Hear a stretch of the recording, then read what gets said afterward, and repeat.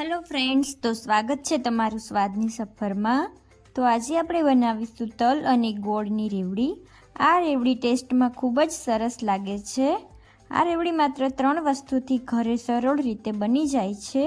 આ રેવડી હું તમને બધી ટિપ્સ અને ટ્રિક સાથે બનાવવાનું બતાવીશ, જેથી તમારી રેવડી પણ એકદમ ક્રિસ્પી અને ખસ્તા બનશે। તો ચલો સ્ટાર્ટ કરીએ। તો તેના માટે અહીંયા 1 વાટકી તલ અને 1 વાટકીથી થોડો વધારે એટલો ગોળ લઈશું અને ચપટી સોડા લઈશું। તમે જે વાટકીથી તલ સેટ કરો તેના કરતાં થોડો વધુ ગોળ લેવાનો।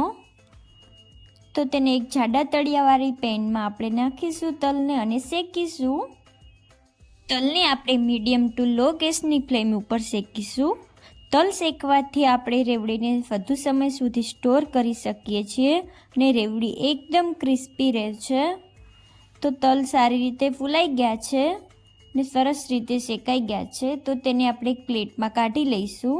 હવે તે જ પેનમાં આપણે 1 ચમચી ઘી નાખીશું। ઘીને આપણે મેલ્ટ કરી લઈશું। ત્યારબાદ તેમાં આપણે જે ગોળ હતો તે ગોળ નાખીશું ને તેને આપણે મેલ્ટ કરીશું। ગોળને આપણે મીડિયમ ગેસની ફ્લેમ ઉપર જ મેલ્ટ કરીશું। હવે આપણે આમાં એક એવી સિક્રેટ વસ્તુ ઉમેરીશું, જેનાથી આપણે જ્યારે રેવડી બનાવીએ ત્યારે ગોળ બિલકુલ કઠણ નહીં થાય, તે છે પાણી। તો આપણે 1 ચમચી પાણી નાખીશું।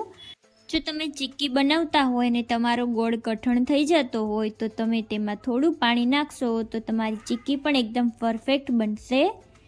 તો આપણે ગોળને 6 થી 7 મિનિટ મિક્સ કરી લીધો છે। હવે આપણે પાણીમાં થોડો ગોળ નાખીશું, તેને આવી રીતે ભેગો કરીશું। તો આવી રીતે જો તે ગોળ એકદમ સહેલાઈથી તૂટી જાય તો મીન્સ આપણો ગોળ એકદમ પરફેક્ટ રીતે તૈયાર થઈ ગયો છે। હવે તેમાં ચપટીક સોડા નાખીશું। સોડા નાખવાથી ગોળ આપણો સારી રીતે ફૂલાઈ જાય છે ને રેવડી એકદમ ખસ્તા બને છે। હવે તેમાં આપણે થોડા કરીને તલ એડ કરતા જઈશું। બધા તલ આપણે એકસાથે નથી નાખવાના, થોડા કરીને આપણે તલ નાખતા જઈશું અને મિક્સ કરતા જઈશું।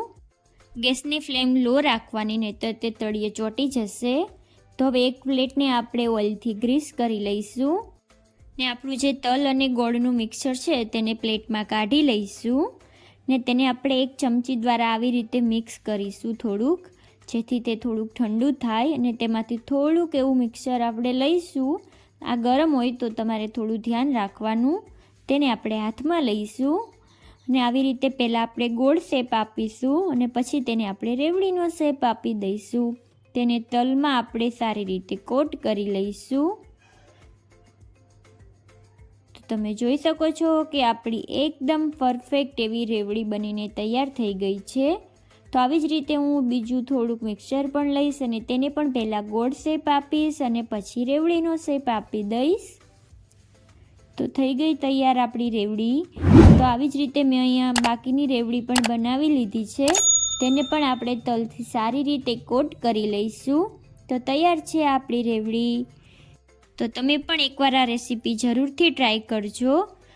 જો તમને રેસીપી ગમી હોય તો વિડીયોને લાઇક કરો, શેર કરો અને મારી ચેનલને સબસ્ક્રાઈબ કરવાનું ભૂલતા નહીં ને મને કોમેન્ટ કરીને જરૂરથી જણાવજો કે તમને આ રેસીપી કેવી લાગી। Thank you for watching.